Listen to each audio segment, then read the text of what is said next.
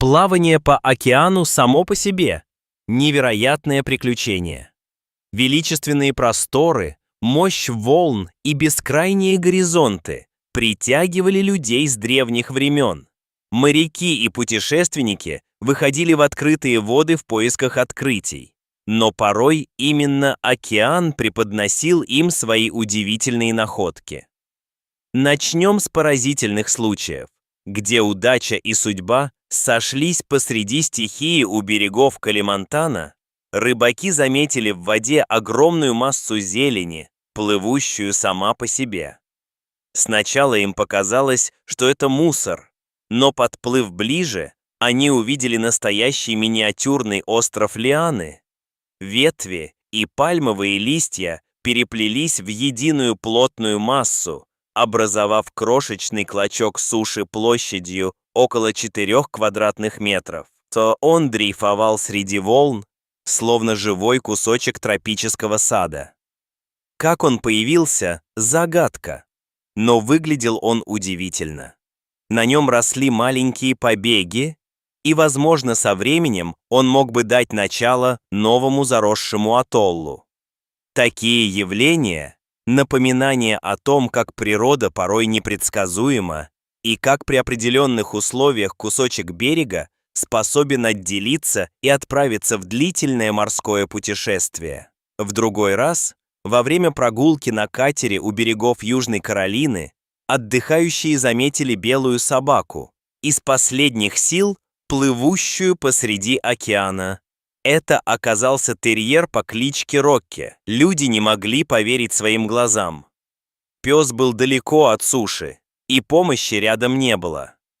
Один из пассажиров, не раздумывая, прыгнул в воду и вытащил животное на борт. На ошейнике оказалась бирка с именем и адресом. Позже выяснилось, что собака выпала за борт яхты, принадлежащей семье, отдыхавшей неподалеку. Благодаря найденной метке хозяева, быстро нашлись и не сдерживали слез радости, когда любимец вернулся домой.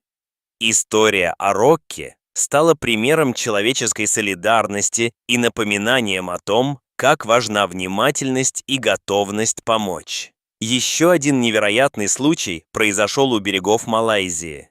Рабочие буровой установки заметили в воде собаку, отчаянно пытавшуюся удержаться у металлических опор платформы. До берега было почти 200 километров, и никто не мог понять, как животное оказалось в океане.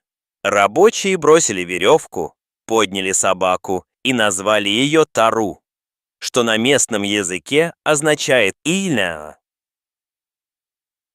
Кильная.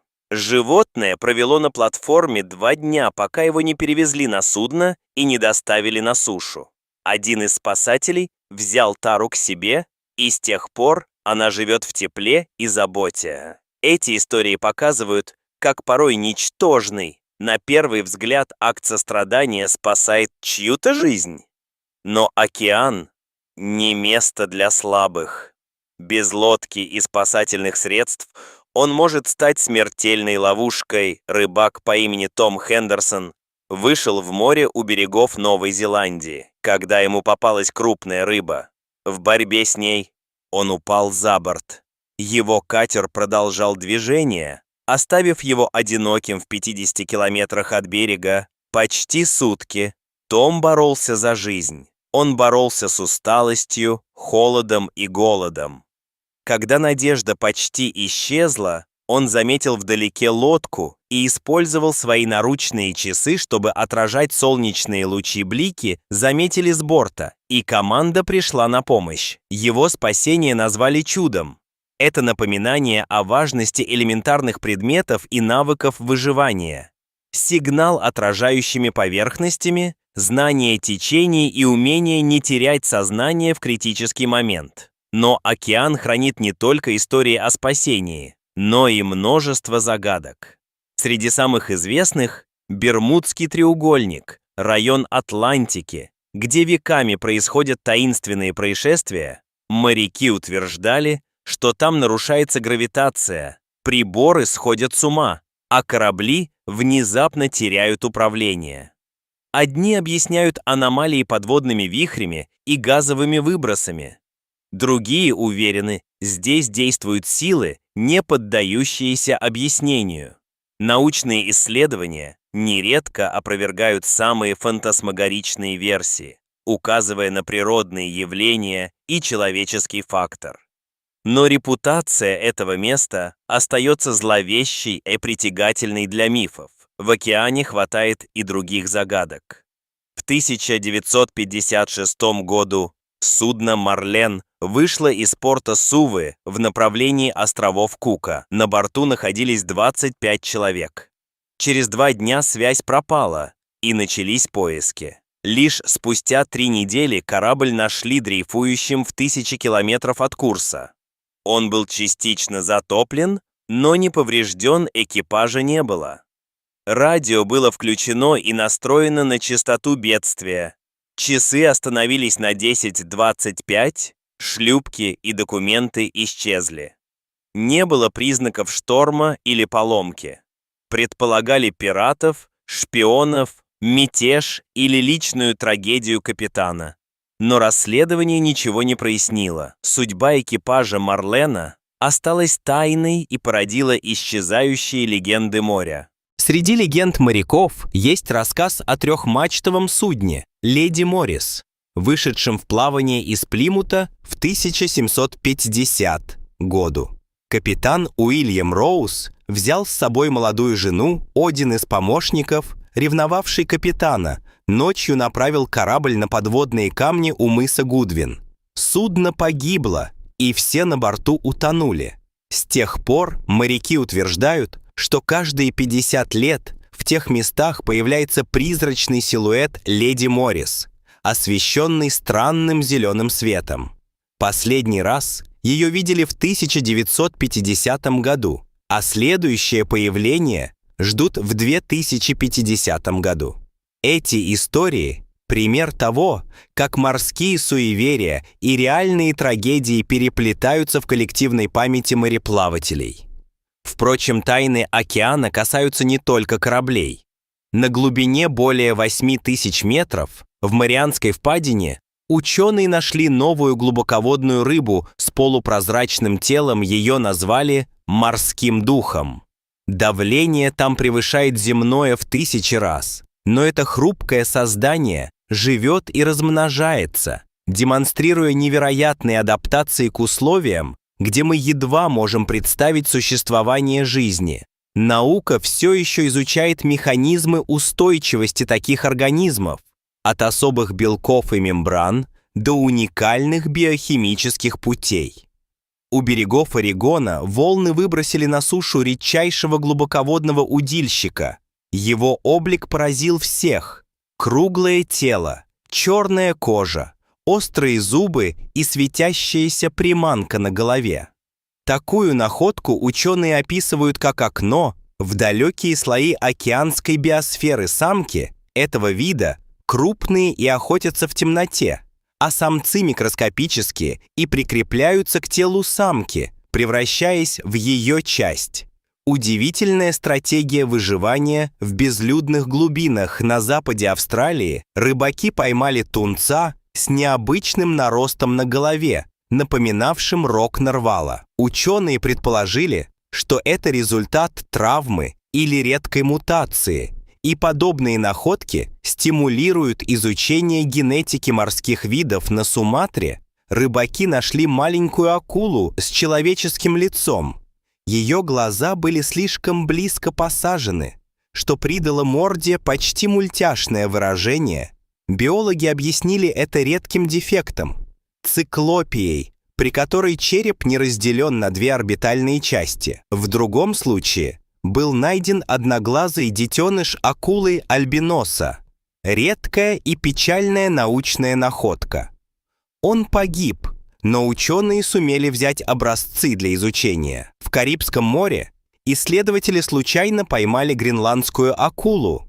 Вид, способный жить до 5 столетий. Обычно она встречается в холодных арктических водах, но течение могло занести ее значительно южнее.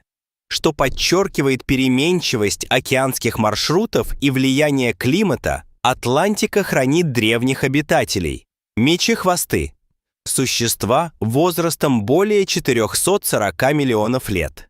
Несмотря на название, они ближе к паукам, чем к крабам, и являются живыми ископаемыми. Такие открытия напоминают о древности морских экосистем и о том, как мало мы в действительности знаем о биоразнообразии планеты. Иногда океан преподносит артефакты человеческой культуры. В Японии археологи исследовали хранящийся в храме артефакт, считавшийся мумией русалки. Анализ показал, что русалка была создана в 17 веке из ткани, чешуи, костей и бумаги. Искусная подделка, когда-то продававшаяся как амулет удачи. Такие вещи иллюстрируют, как люди на протяжении веков использовали морские легенды в культуре и торговле.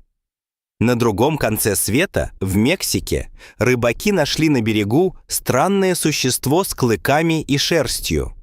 Оно уже начало разлагаться, но вид у него был жуткий. Кто-то счел, что это неизвестный вид морского животного. Другие решили, что это просто выброшенный тюлень в стадии разложения. Подобные находки вызывают бурные обсуждения и споры, пока ученые не проведут детальные исследования.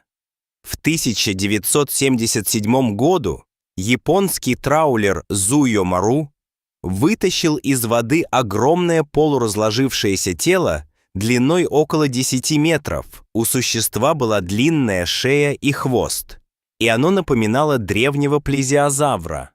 Из-за невыносимого запаха капитан приказал вернуть тушу в море, но снимки сохранились и вызвали споры среди биологов. То ли это действительно редкий кит, то ли результат необычной декомпозиции.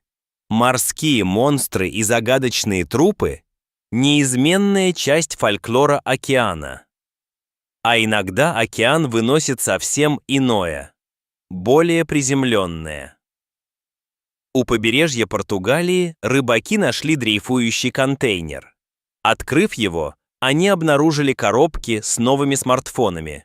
Партия, очевидно, упала с грузового судна во время шторма, контейнер сохранился благодаря воздуху и упаковке. Каждый год океан теряет тысячи контейнеров, и они месяцами дрейфуют по волнам. Но согласно международным морским законам, найденный груз нужно передавать властям для установления владельца, иначе это считается незаконным присвоением. Напоминание о том, что даже мелочи растянутых сетей торговли попадают в взаимодействие с морем. Океан остается величайшей загадкой нашей планеты. Он хранит тайны, чудеса, жизнь и смерть. И каждый раз напоминает, насколько мала и хрупка человеческая природа перед его бескрайними глубинами. Новые технологии и исследования открывают все больше дверей. Но вместе с тем ставят перед нами вопросы ответственности, этики и сохранения. Людям остается оставаться любопытными и осторожными, учиться у моря и беречь его. Дорогие зрители, что вы думаете об этой истории? Расскажите, пожалуйста, в комментариях. А если вам понравилось это видео, ставьте лайк и подписывайтесь на наш канал. До свидания.